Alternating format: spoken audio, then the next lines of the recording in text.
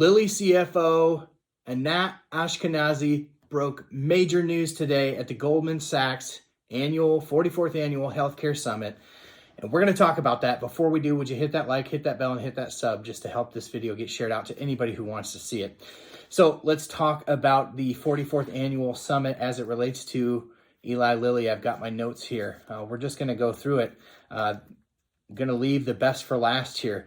So the first thing that Annette touched on that we're going to talk about was the brand name of Mounjaro, and are they going to brand it as a different name, brand tirzepatide differently? The answer was they've done both. They did it with Cialis, Tadalafil. They branded that two different ways for two different indications, as well as Prozac. They branded that two different ways as well. You know, if you're reading between the lines here, here's what I derived from it. Basically, what she had to say was that with one brand name, you get efficiencies in marketing and you get efficiencies in supply chain. And if we know anything, we know that the biggest hindrance to getting Mounjaro in people's hands right now, or as soon as it gets the indication, besides people having coverage, is going to be the manufacturing. And so if you read between the lines, I would expect that Mounjaro will remain Mounjaro, especially as they launch it for obesity. All right, let's talk about some of the other trials they have going. They have trials for sleep apnea and cardiovascular trials, and they expect that data coming in the next year. Approximately 80 million people with obstructive sleep apnea. This, if the results hold, will be a really good backdoor for those who don't have obesity coverage but may have sleep apnea. Sleep apnea gets really good coverage from providers, so if this indication can prove itself there, that sleep apnea is going to be a really good way to get back a Mounjaro if you are somebody with sleep apnea. TROA. So if you're somebody who's on Medicare and you're thinking about the obesity indication, TROA passing is going to be huge. They're still waiting for a CBO score to tell, basically to make sense of whether Mounjaro will pay off to be added to Medicare coverage. But they're waiting for that, and they're not holding their breath on Congress doing anything with TROA. They expect it, if something's going to happen, it's going to be in the next couple of years. Let's see. They talked a little bit about the savings card. Again, switching payers to non-payers to payers. More of that's going to happen after June. More of that is going to happen in December. That's not new information, just that's worth mentioning. Obesity coverage.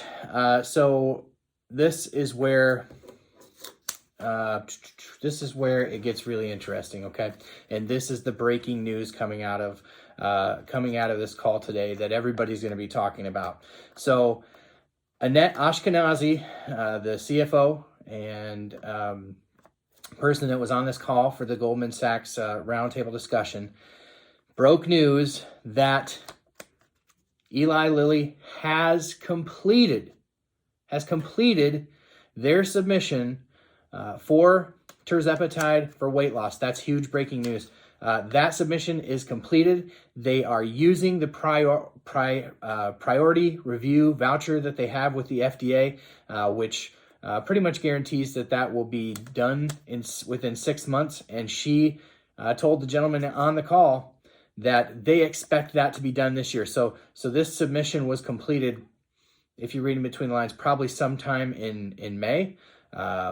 And so they are expecting that by the end of the year, they will have that indication for obesity. That is huge, huge news for those of you who are losing access to Mounjaro because you're not diabetic. That indication for obesity will be here, per Anat Ashkanazi, by the end of the year. That is Eli Lilly's calculation.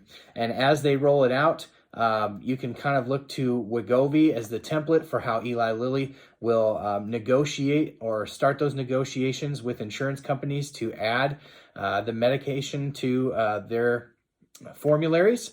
But that can't really happen in full force until that indication is given to them by the FDA. So that's the breaking news from today's call. Congratulations to those of you who have been waiting to hear these words that Mounjaro has been submitted to the FDA. It's in their hands now. Again, they are going to use their priority review authorization voucher, and that will fast track this thing.